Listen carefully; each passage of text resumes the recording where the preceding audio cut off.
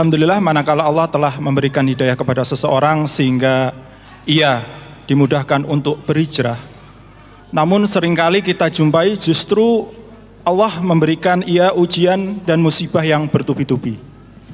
Yang ingin ana tanyakan, apakah bisa kita mengetahui ujian atau musibah itu sebagai tanda cinta Allah untuk menguji keimanan kita, hijrah kita apakah benar atau sekedar pura-pura, ataukah justru sebagai azab atas dosa-dosa yang telah kita lakukan dahulu sebelum kita berhijrah. Jazakumullah khair. Insyaallah. Fadhal Ustaz Syafiq.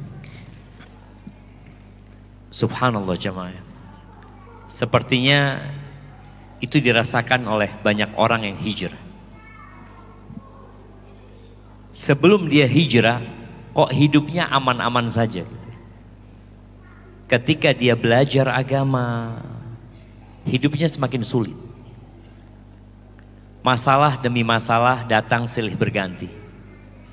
Badai yang katanya pasti berlalu, ternyata berlalu lalang. Nah, dia pikir berlalu, datang lagi ya. Kenapa itu terjadi? Karena memang boleh jadi, kita nggak tahu apa sebenarnya yang terjadi. Tapi boleh jadi sekarang imannya semakin kuat sehingga dia diberi ujian tersebut. Sebelumnya kalau dia dikasih ujian itu mungkin dia nggak akan mampu. Makanya kata Nabi alaihi salatu wasallam, asyaddun nasi bala'an al-anbiya. Manusia yang paling berat balaknya, cobaannya itu para nabi. Thummal amsal fal amsal. Kemudian yang selanjutnya yang dekat ke Nabi SAW ya, para ulama, para siddiqun ya. Orang itu yubtalar rajulu ala qadri imanihi. Orang itu diuji sesuai dengan kadar keimanan. Ketika keimanannya bagus, maka ditambah ujian. Ketika keimanannya masih remeh, ya dikasih sakit kepala cuma mungkin. Tapi imannya semakin kuat, ujiannya semakin berat. Dan kalau bicara bagaimana kita tahu itu ujian atau itu azab. Itu ujian sebagai tanda cinta Allah kepada hambanya. Atau sebagai azab atas dosa-dosa yang kita lakukan. Dua-duanya tanda cinta Allah. Artinya Allah kalau cinta sama hambanya diazab di dunia. Jadi nggak disimpan itu azabnya. Tapi kalau Allah nggak suka dengan hambanya, maka kita lihat ada orang-orang yang nggak sholat.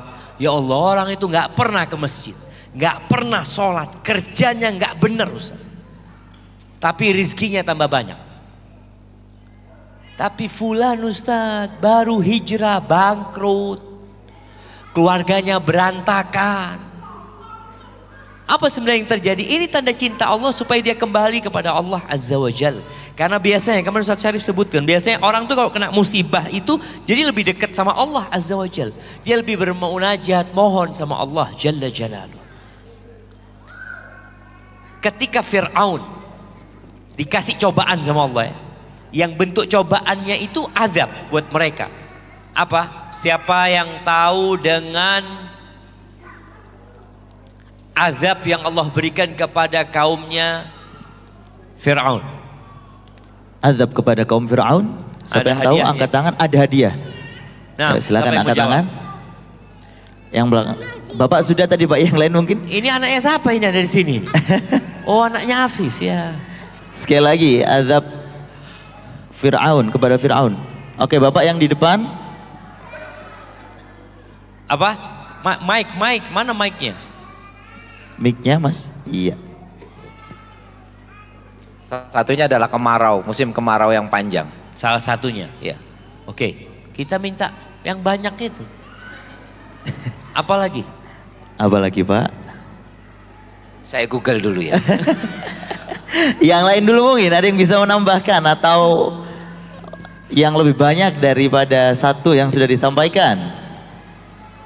Nah, ibu-ibu. Ibu-ibu. Tafadhali. Karena hadiahnya lebih banyak masih punya ibu-ibu katanya. Nah, silakan. Apa cobaannya? diazab dengan darah, kodok, jarot, belalang. Bisa bayangin ya, belalang itu menghabiskan pertanian mereka, kemudian makan daun pintu mereka, makan kaki meja mereka, habis itu semua. Apa tujuannya Allah berikan itu? La'allahum yadarra'un, agar mereka minta sama Allah, agar mereka kembali kepada Allah Azza wa Jal. Jadi dalam kondisi azab yang diberikan pun harapannya bagaimana orang itu kembali kepada Allah Azza wa Jal. Jadi seperti itu. Yang harus kita lakukan adalah berbaik sangka sama Allah. Ustaz Syarif tadi nyebutkan bahwasanya ya ujian itu udah ditaker sebenarnya. Orang itu mampu menghadapinya, mampu. Cuma kita itu nggak mau. Kadangkala kita berburuk sangka sama Allah Azza wa Jalla. Kenapa aku dikasih ujian seperti ini ya Allah? Aku kan udah hijrah, aku kan udah seperti ini. Ini mulai dia menyebutkan kebaikan-kebaikan dia. Dia lupa dengan nikmat yang Allah berikan kepada dia.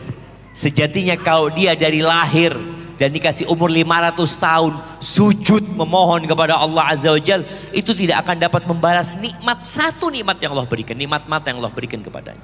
Maka hendaklah kita berbaik sangka sama Allah. Hidup di dunia ini memang ujian. Boleh jadi ujian itu menghapuskan dosa karena kita pendosa. Boleh jadi setelah menghapuskan dosa mengangkat derajat kita karena dosa kita sudah dihapuskan.